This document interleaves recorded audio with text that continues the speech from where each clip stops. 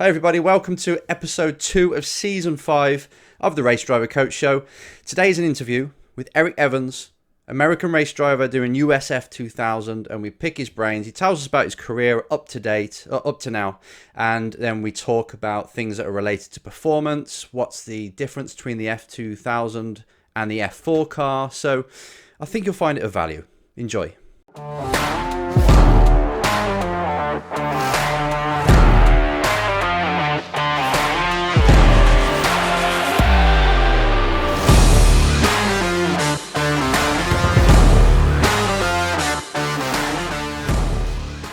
Erik, welcome to the Race Driver Coach Show. We brought you along just to have a chat and to get into the mind of race drivers, because that's what the show is all about, obviously, and to pick your brains and give any advice to the people out there who are in the similar situation to you. Hopefully not too similar, because you'll be competing against them.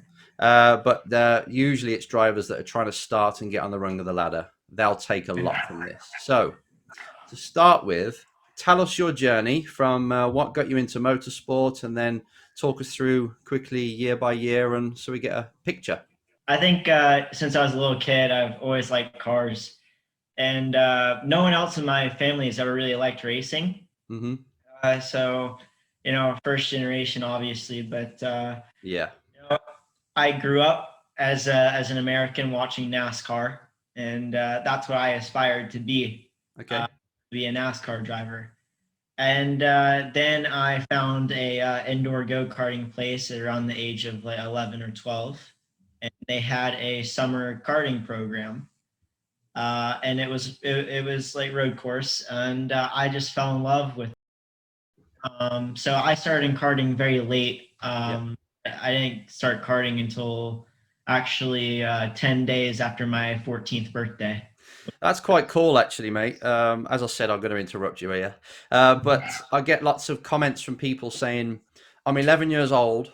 I haven't started already. I want to get to F1. And it's every day I get something like this. And am I too late? I'm like, oh my God.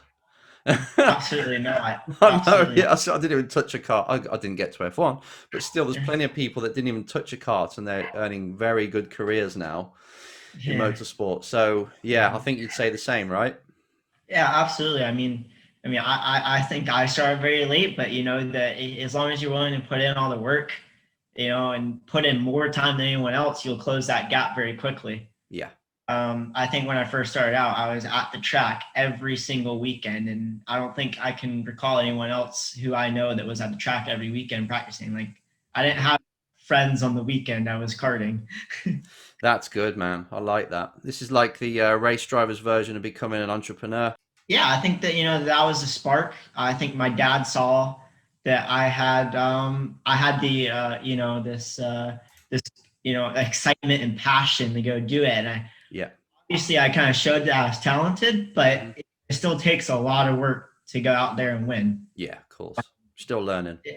Yeah, and I'm still learning. Yeah, Yeah. like So latter years of karting. in 2018, I finished third in the national championship in USPKS for KA 100 Junior. And then 2019 was a little bit of a rough campaign for the national title. I got bounced around a lot during the races and didn't really work out that well. In 2019, on June 4th, I did my first test session with Velocity Racing Development in a USF4 car. Yep. It's funny is I almost didn't get a spot in the team because he thought I was very good for my first day in the car, but I think it upset him a little bit when he asked me what I learned from the day, and I said nothing because I thought it was just like a video game.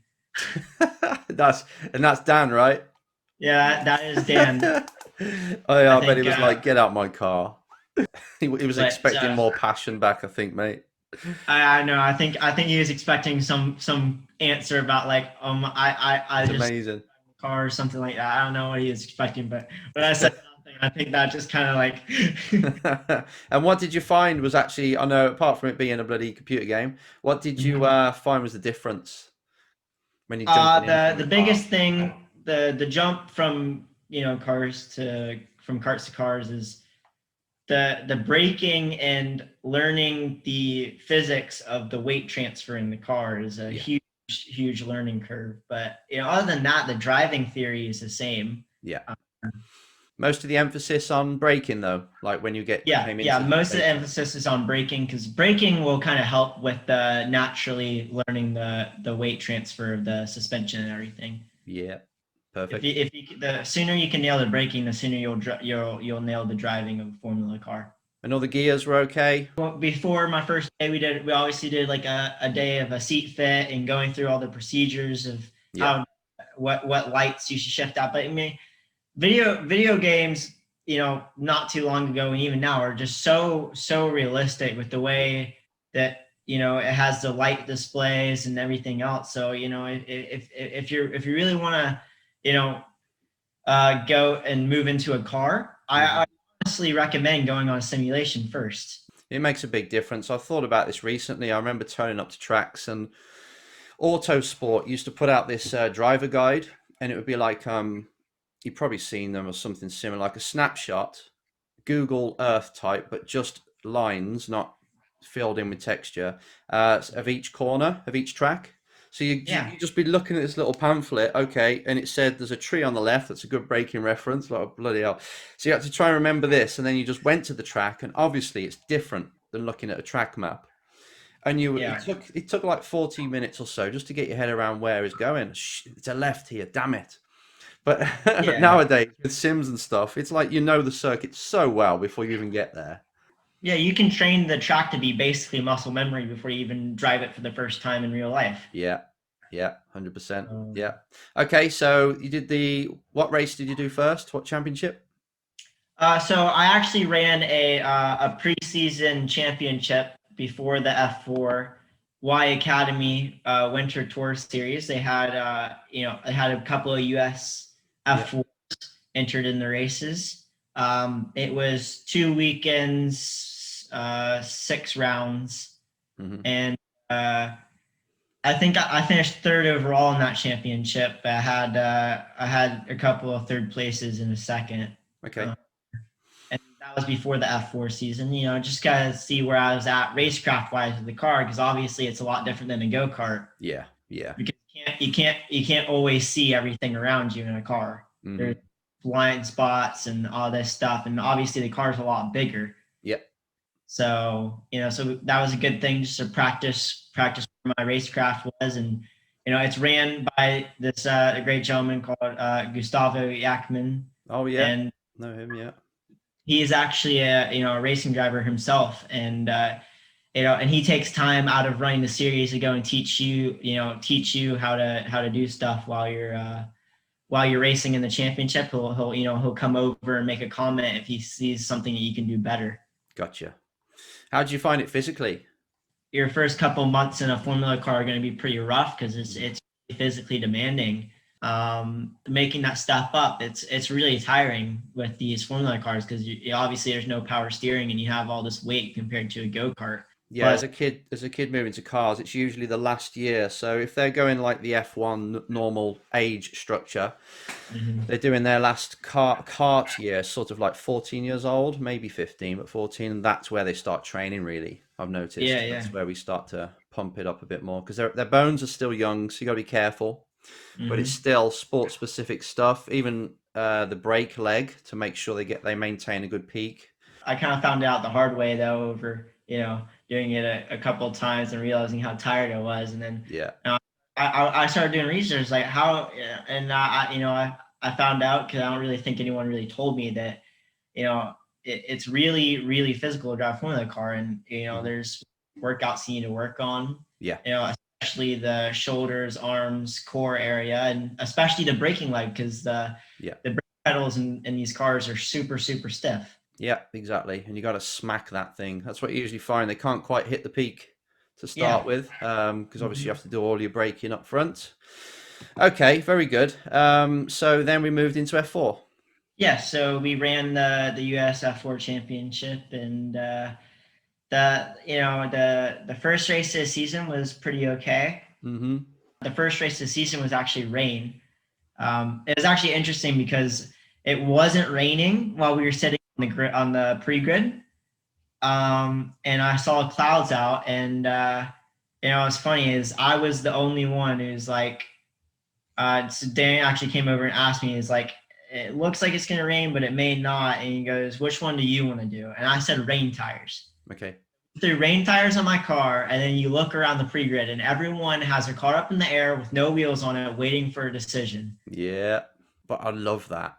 You know, when you got 2 minutes left, you've got to make a decision, boys. Yeah, so it was actually 2 minutes left. Okay. I made this decision with 3 minutes until we rolled out. I was like, I'm just going to go rains no matter what. Yeah.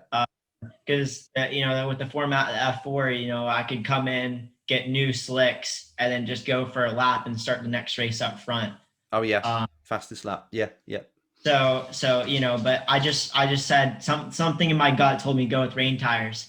And I was actually the only one to leave pre-grid with rain tires. Oh boy! And on the out lap, it started pouring. Yeah. And unfortunately, in USF4, they can, if the race hasn't started yet, they can call everyone in to switch to rain tires before the race starts. Oh. And advantage gone right there. Just 3 minutes before, it would have been perfect. Yeah. So. Okay. It was unfortunate that way, but I was very quick in the rain. I was pretty okay in the dry. I think I was like I qualified like 11th or 12th. Yeah. And I actually, rookie mistake, I stalled on the grid. Woo! I was so excited to go racing in the rain. I stalled on the grid. Yeah. Brilliant. No, nobody hit you, obviously, but was it? No one hit me. So it was incredible to show my pace in the rain, because I think that race only lasted 4 corners. Okay. And I went from, I think when I finally got the car going again, I was 22nd, 23rd out of 34 cars. Yeah. I think I finished that race, which lasted 4 corners, in 10th. I finished it in 10th. What the hell? It's an iRacing race. It is. That's what it felt like. It was pretty crazy. More computer games. Actually, it's not a rookie error, mate. I remember my first F3 race, and it was a manual shifter. So the H pattern, and all ready to go. This is brilliant. This is going to be okay. I can't remember where I was on the grid, 5th or so. I can't remember now. I've blanked it out my memory. And I put it into 3rd. By accident instead of 1st. It's really close gates, and so yeah, I know what that feels like, because when it's first season, first race of the season, whatever, you just want to start really well, as in start the whole campaign really well, and then something goes like that. It's a bit of a mind bender, that one. But okay, all right. So that's how we go. How did the season go? Well, to be honest with you, the first half, racing is such a mental sport. As well as physical, which unfortunately people don't really recognize the physical side, because they just compare it to driving. So there's a lot of people who don't think racing is a sport, but sometimes you just gotta block that out, because it's way tougher than they'll ever experience. Yeah, it's not important. But I wasn't really taking care of my mental health, and and the effects of that, I started just slipping away. I mean, I had the speed to go and win, or maybe not win, but like definitely fight for top 3 podiums, top 5s. Yeah. But I wasn't really taking care of my mental health, and we just saw a slip in the way of driving, and when it's everything to you as well. I mean, people don't really understand the fact that racing is everything. Okay, you got school and things like this, but this is your baby, just like a CEO with a company. And when that's going down the toilet, not going to plan, everyone understands, I can see why you're a bit depressed and feeling bad. But when it comes to racing, they just still expect you to be normal, happy, cheerful, a team leader. But it's actually really difficult, more than you think. So, I hear that. The best way to put it is, like, it doesn't matter what you're going through. You can go through it at the track and stuff, but the second you put your helmet on and put that visor down, you have to be 100%. Yeah. Nothing else in the world matters. And that's struggled with, and that's why I came to you for coaching. We figured it out over a 2-month break, and my first race came and got my podium. So brilliant. Obviously, we got a couple more podiums and an actual race win. Yeah. Was cool. And because the same day my teammate won the championship, so we had a big celebration that day. Yeah, I remember. It was brilliant. God. So we got to create some more of them memories, all right? Yeah. Deal. Right. Got it. What are we doing next then? What's the next championship? So this year I will be running with Velocity Racing Development again, but in the Road to Indy USF2000 Championship, which I'm super excited for. It's a higher level of competition. A little bit quicker car, and yeah, I'm super excited because it's I'm with IndyCar. Like, who doesn't want to run with IndyCar Formula One every weekend? Yeah, mate, you're on the main stage now. What's the lap time difference? Have you done you've been to a circuit you've been to in both cars? So it just depends on the track, but it's between 3 to 5 seconds depending on the track. Okay, and how do they feel the difference? So the USF car is just a lot lighter, and you definitely feel that when driving it. Mm-hmm. It's especially what they did with the alloy wheels, not alloy, the magnesium. Magnesium, yeah. Yeah. So it's all lighter and sensitive. Yeah. It's really, really, really light steering, really sensitive. It's almost like a go-kart with wings. Sounds cool. Where the go-kart, the F4 car is a little bit heavier. Yeah. They have around the same horsepower, but it's a little bit heavier. And to get a lot of grip out of the F4 car, you have to have a lot of caster, which means the steering is going to be incredibly heavy. Okay. Right. So that's amazing. You've given us an oversight of your career, some key points that will help people, just because we get questions that are related to all the things we're talking about, by the way. And is there one piece of advice for some kid who's might not have even raced or starting to lose belief? Mental health you mentioned as well. Just a tiny bit of advice for them. What would you tell them if they were sat next to you right now and they were feeling a bit down? Well, in my early days, I really struggled with or even still a little bit now, I struggle with like confidence and stuff. But be confident, dude. Like, I mean, there's going to be so many people who try to tell you you're not good enough. It isn't possible. Yeah. People who don't understand racing are like, dude, you're crazy. Like, it's never going to happen. That's like a 1 in a million shot. But it's not luck. It's how much you work. Because I've seen that the harder you work, the more luck you have. Yeah, funny that. If you want to call it luck. Yeah. You make your own. Yeah, you make your own luck with hard work. But just be confident in what you do. Be passionate about it, and don't let anyone tell you otherwise. That's it, buddy. Smack them in the face. Yeah. No, I love it. No, it's true. It's because we are here for a very short period of time. If we spend that time belittling ourselves and bringing ourselves down, it's like, no. You got to have your biggest fan in here. Yeah. Not your biggest critic. It's someone who's egging you on and helping you, because no one else will. So you really can depend on yourself. So I think the way to go, the mindset to have as a racing driver is, I'm here for a good time, not a long time. So. Yeah.